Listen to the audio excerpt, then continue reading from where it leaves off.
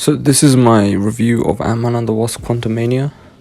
There are spoilers in this video, so if you haven't seen Antman and the Wasp Quantumania, do click off the video now and then come back once you've seen the movie.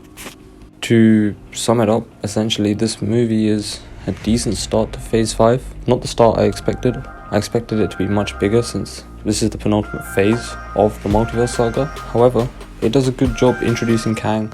It works okay as a third Ant-Man movie. It's missing out some of the beats that the first two had that made it like an Ant-Man movie. We miss out on Luis, which is that classic Ant-Man touch that all the other Ant-Man movies had, and this one lacks, which makes this less of an Ant-Man movie and more of just a Kang movie. Hank Pym in this is more comedic, like he's just there, but in the first two he was much more of a mentor, and this Scott Lang is a lot different to how we see him normally, because normally he is always awestruck and he's always amazed by everything that happens to him as a superhero. For example, in Ant-Man, Civil War, Antman and the Wasp, and Endgame. But in this he seemed a lot more like, oh, this is normal, I'm a superhero sort of thing. He seemed a lot more cocky, which was nice to see.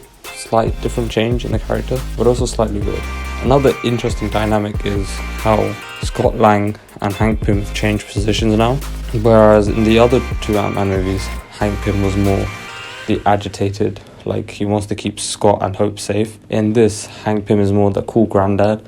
Meanwhile, Scott is the agitated father trying to keep Cassie safe. Speaking of Cassie, her introduction as a superhero was done really well, but some beats were missing. Like sometimes it was a bit cringy. For example, at the end with MODOK, the whole idea of MODOK was a bit cringe, because MODOK is a terrifying villain in the comics, but in this he was he was Kang's goon. He was much more like Scourge in Ragnarok, where he's there by he accidentally ends up being part of the bad guy's team, and at the end turns good, and yeah, dies.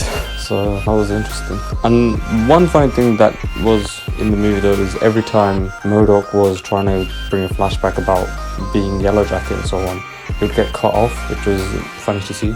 Kang in the movie, when we first see him for the first few scenes, he's absolutely terrifying because he's built up this really big bad villain that everyone fears, and Janet is worried that she messed up by letting him free. However, when it came to the actual fight, he wasn't that menacing, because for majority of the rebellion, he just sort of stood there like a normal villain, which is unexpected for Kang, who's going to be such a big part of the future of the Marvel Universe.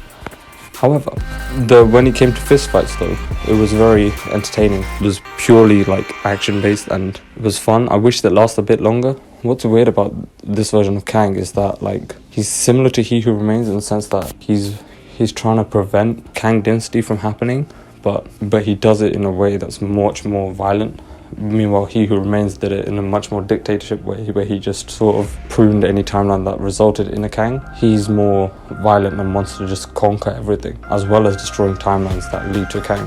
One thing that was kind of annoying was this Kang was built up to be such an evil, bad Kang, the worst we've seen him before, but he was not that bad. For example, in the post-credit scene, we see that there are multiple variants of Kang who are much worse. We see versions such as Immortus and Pharaoh Ramatut. The Wasp in this as well was very underutilized, because in the other two she sort of had a role. In this it was just much more she was much more annoying. She was just nagging her mom to tell her about Kang, and after she found out about Kang, it's just when you go say Scott reduces her character. In the first one, she introduces this strong, independent woman, and then now she's just sort of there, which is kind of disappointing. Overall, I think the other reviews online of this movie have compared this film to Thor: Love and Thunder. However, I would say this is better than Thor: Love and Thunder in the sense that the jokes weren't as bad or as cringy as Thor: Love and Thunder. The only real thing that I found cringy as such was MODOK, but besides that, everything else worked, and because it's sort of Ant-Man's general theme of having that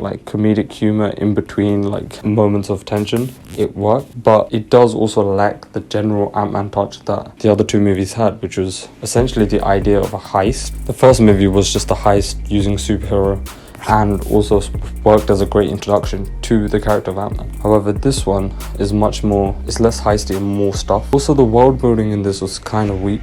in comparison to other Marvel projects that have introduced new worlds, because we don't really see much of different places in the quantum realm. We sort of just see one place and then Kang's fortress, which isn't really a lot in comparison to like Loki, which introduced different timelines, different universes, which was what was great about Loki. Speaking of Loki, the second post-credit scene is a scene from Loki season 2, and it looks great because we see that Loki's going through time hunting for Kang. He's sort of in like the 1800s Britain and finds Kang, who's explaining about time. Very fitting indeed.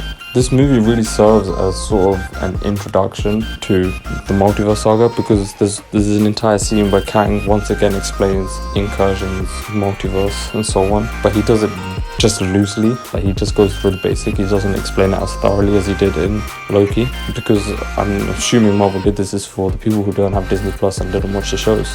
I did like the ending of whether or not Kang would still be alive, and it also teases that he might have the possibility of being Kang Prime, since he also wants to eradicate all the other Kangs, but now he would also have a vengeance against Antman, who then would in return have vengeance against the Avengers when they all team up in Kang Dynasty. This film also doesn't answer many of the questions we had going into the movie. For example, like who was sending the signal in Shang-Chi, which I'm assuming will be answered in a future project, but yeah, was like, compared to the theories I'd seen online of that the signal being sent in Shang-Chi was from the quantum realm by Kang, so it wasn't really answered, so it might not be. There were no deaths in this movie as such. There was sort of one, but he was just the side character, so it wasn't as hard-hitting. None of the main characters actually die, which might be another major flaw of this movie, which is similar to Thor: Love and Thunder, in the sense that you go in expecting like Thor or Ant-Man to die, but they still continue on, meaning that the film has no effect on the person. And Ant-Man is sort of just, he's basically back to where he was at the start of the movie, except now he's worried about Kang. So now we have two heroes aware of Kang, Loki and Ant-Man. As to whether you should skip this movie or not, this movie should not be skipped, as it introduces Kang, and he's going to be a major part of the future of the MCU, and so this movie serves as a good introduction to that. But in general, it's just okay, like it's nothing special. But thank you for listening to my review. Don't forget to like, share and subscribe, and see you guys in the next video.